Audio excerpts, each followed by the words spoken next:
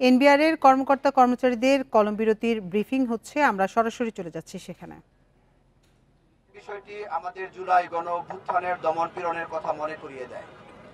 পতিত ফ্যাসিস্ট আওয়ামী সরকার যেমন দমন নিপীড়ন করে জুলাই গণ অভ্যুত্থানকে ব্যর্থ করতে পারেনি, ঠিক তেমনি আমাদের উপর এহেন দমন নিপীড়ন করে আমাদের যৌক্তিক রাজস্ব সংস্কারের দাবিকে কেউ রুখতে পারবে না।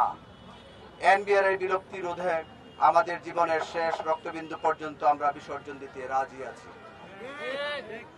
আমাদের সবার একটি প্রশ্ন, পতিত ফ্যাসিস্ট আওয়ামী সরকারের এজেন্ডা বাস্তবায়নকারী ৪৪ আমলার তালিকায় ৩ নম্বরে থাকা বর্তমান এনবিআর চেয়ারম্যানকে কোন স্বার্থান্বেষী গোষ্ঠী এখনো শেল্টার দিয়ে সরকারের অভ্যন্তরে ঘাপটি মেরে থাকা পরাজিত শক্তিকে মদত দিচ্ছে, তা দ্রুত বের করা দরকার।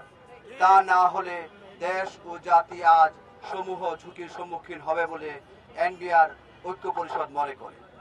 এমত অবস্থায় আমাদের এক দফা দাবি, অনতিবিলম্বে পতিত ফ্যাসিস্ট আওয়ামী সরকারের এজেন্ডা বাস্তবায়নকারী ৪৪ আমলার তালিকায় ৩ নম্বরে থাকা বর্তমান এনবিআর চেয়ারম্যানের অপসারণ। আমরা আমাদের আজকের যেই ব্রিফিং এটা এখানে শেষ করছি। আমাদের রোড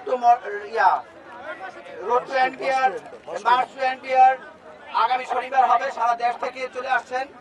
আর আমরা এনবিআর লাগাতার শাটডাউন চলবে।